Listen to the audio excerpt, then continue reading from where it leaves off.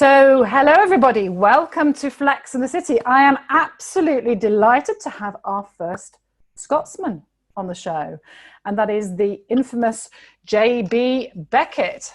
And J.B., for those of you who don't know him, he's the author of New Fund Order. He is a speaker, an artist, a race driver, an ecologist, a sci-fi philosopher, Rasputin meets geography teacher, and happily married to Mrs. J.B. Hello, JB. Well, hello, Rachel. That's quite an introduction, and I look forward to talking with you about Flex in the City and, of course, what the New Fund Order means. Absolutely. And this is, of course, our Halloween edition, and we are going to call this particular edition, what are we going to call it, JB? Well, we do have a common friend and interest, which I'm obviously speaking about next month, and that's our good friend Nosferatu. Nosferatu and the Vampirisation of Value is the title of our podcast today, our special Halloween podcast. So, JB, I've read your book, your great book, New Fund Order. So I'm very curious to find out a little bit more about you and about your book, New Fund Order.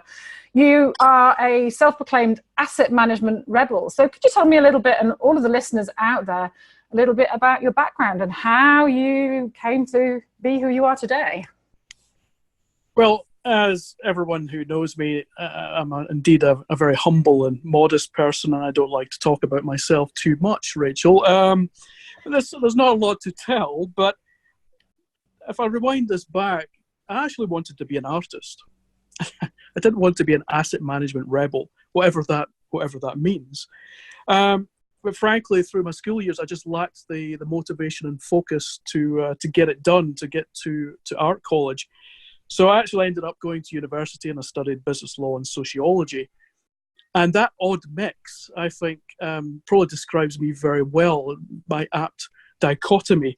I am a contradiction, I think, in many ways. And then I drifted into finance in 1996. And I think a lot of people, if they're honest with themselves, do drift into finance because it's such a dominant industry in the UK.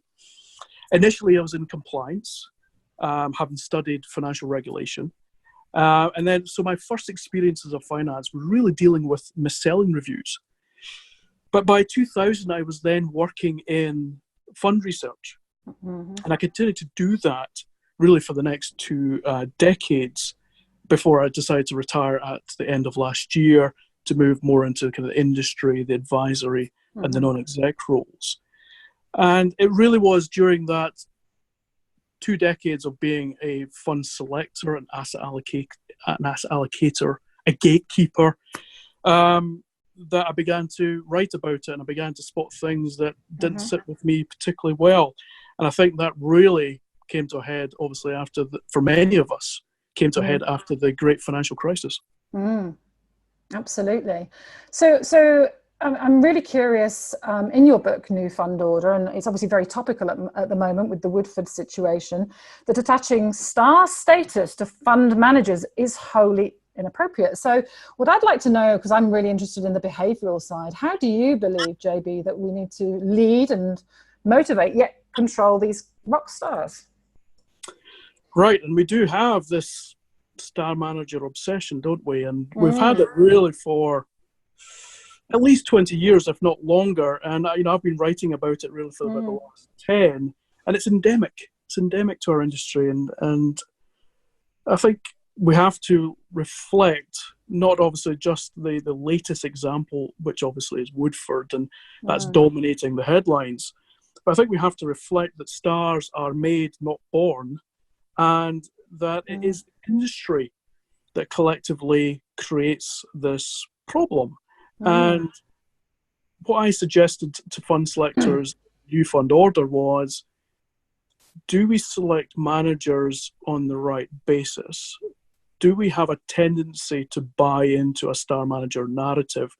And therefore, do we tend to concentrate our assets into the few rather than the many? And I think, and I hope, many fund buyers, advisors, gatekeepers are lamenting on those decisions that we've seen over the last 10 years or so.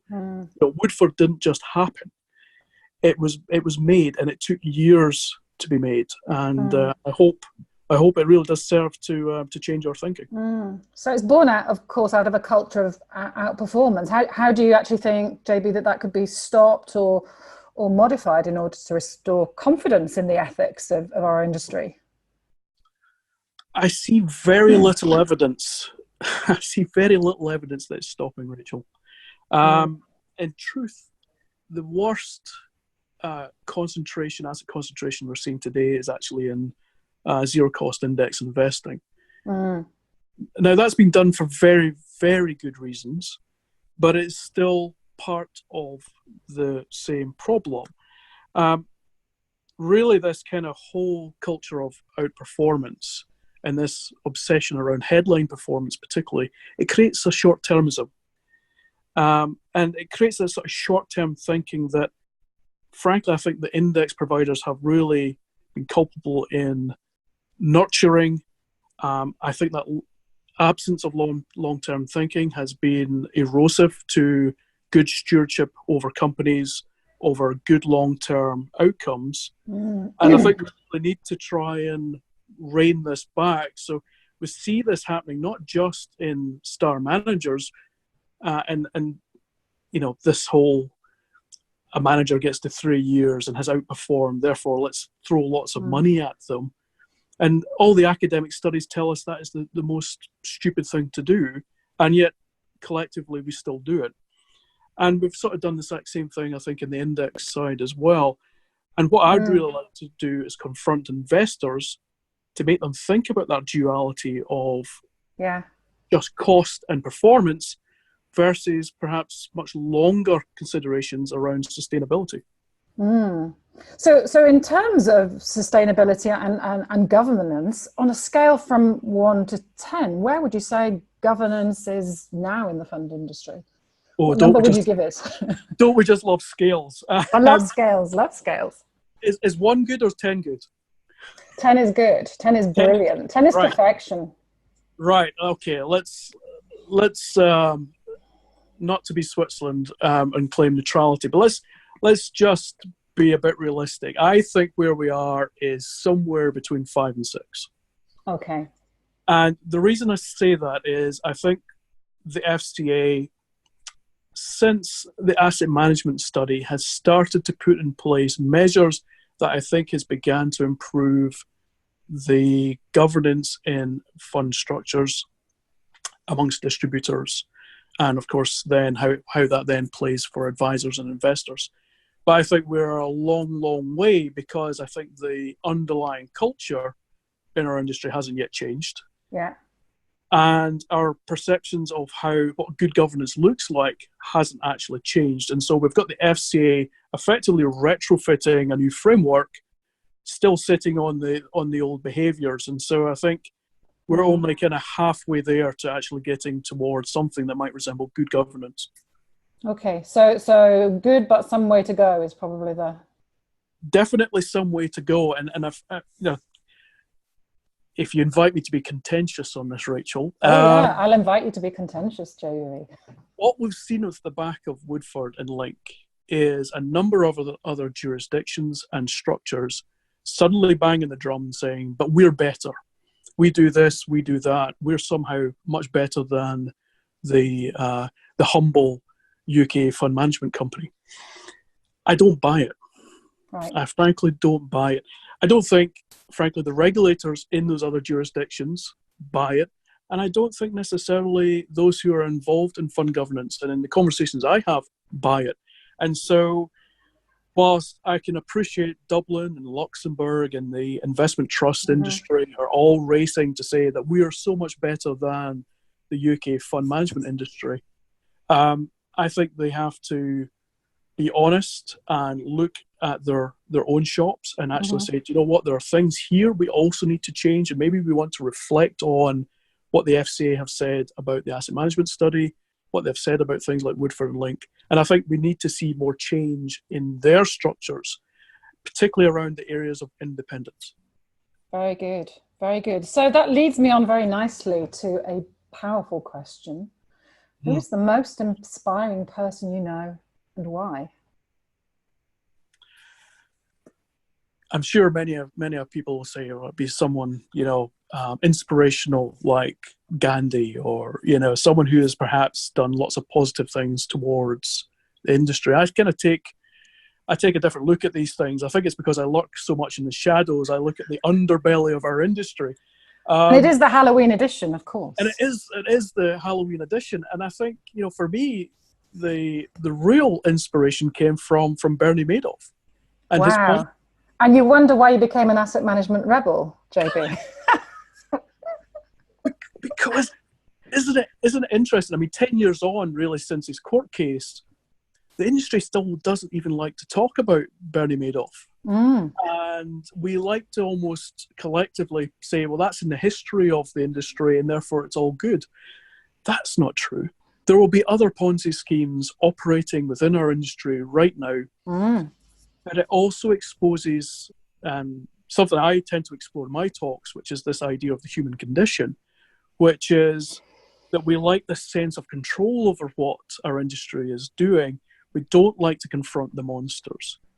And actually, when you look at what Bernie Madoff was trying to do, he was actually trying to fabricate returns that were not available from the market in a way that delivered the outcomes to his clients. You could actually say he committed an evil action out of a sense of good and purpose.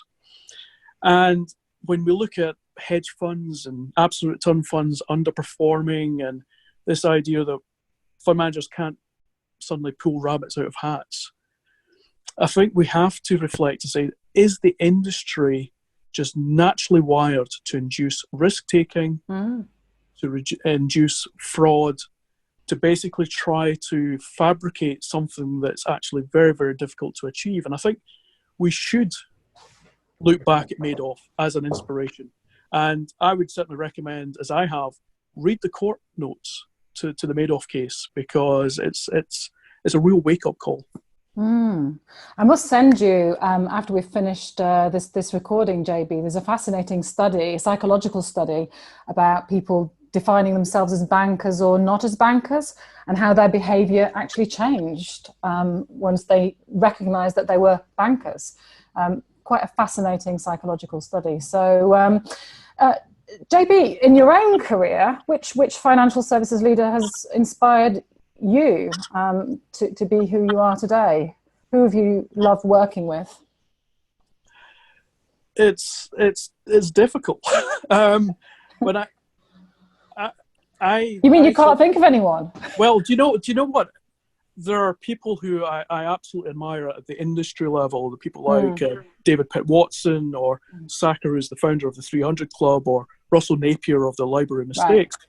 And I've never worked with any of those directly. And I can hand on heart say I've never worked for a leader that I either admire from a moral or from a sense of professionalism or values, or a leader who I think has, can inspire me personally to get where I get to.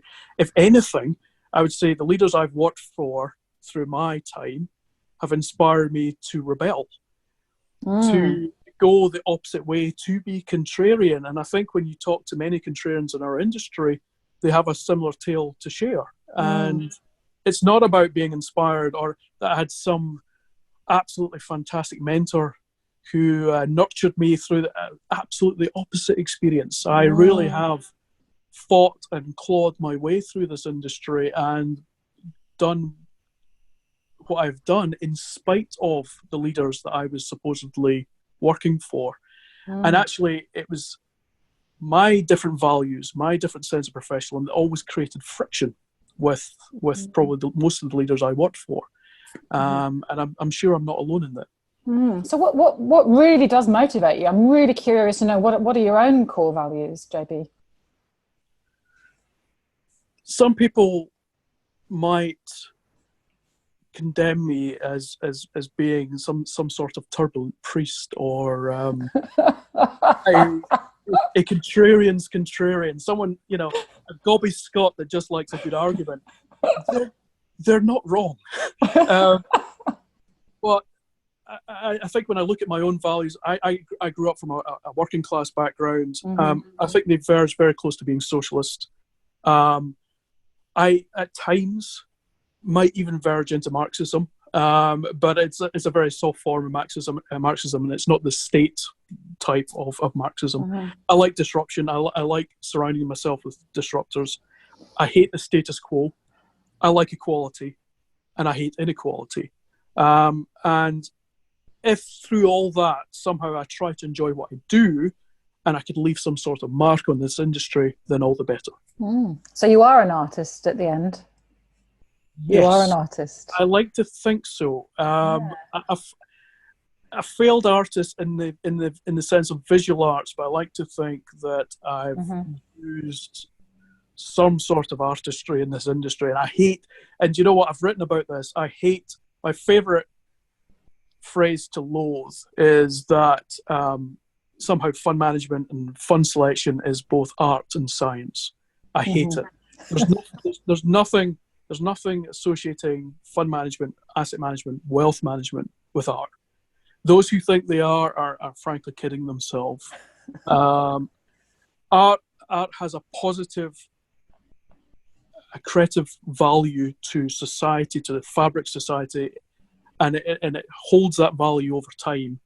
I think asset management is a very transitory process. It is a utility of society. It's there to support society. And I think this sense of somehow that we're artists, weaving these intricacies and portfolio allocations is just frankly nonsense. So JB, in your opinion, what is the game changer that is going to make financial services better? And I've obviously had a few years to think about this, and I've had a few years to think about this since New Fund Order, and I think in a sense, and in one word, it's mutuality.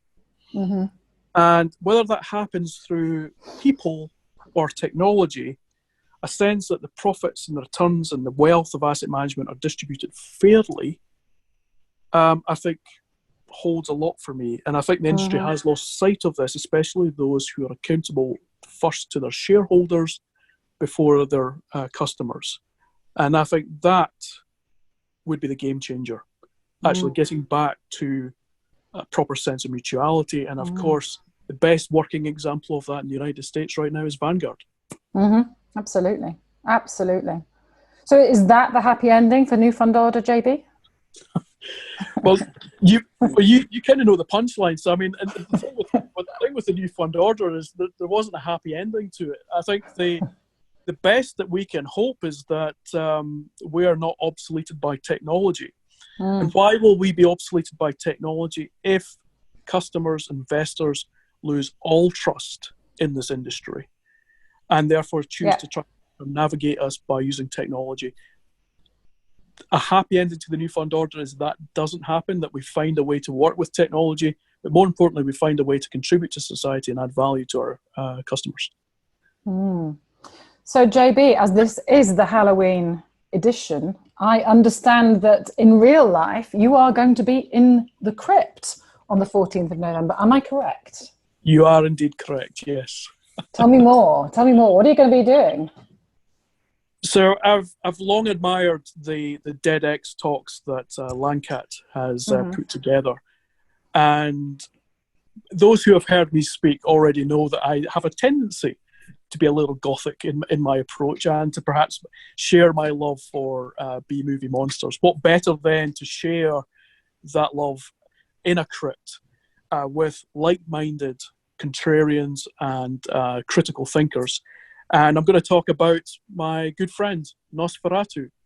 And is there a sense that vampirism actually exists within this industry? And of course, we can define vampirism as something that's parasitic, something that draws value away from its host, the host in this sense being our customers.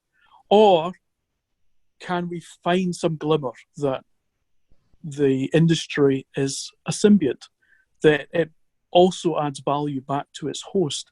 That's what I'm going to try and explore next month in the DeadX talks. JB, thank you so much. I hope I can be with you at the DeadX Talk on the 14th of November. Thank you so much for being our very special guest on this Halloween edition. You are most welcome, Rachel. Thank you.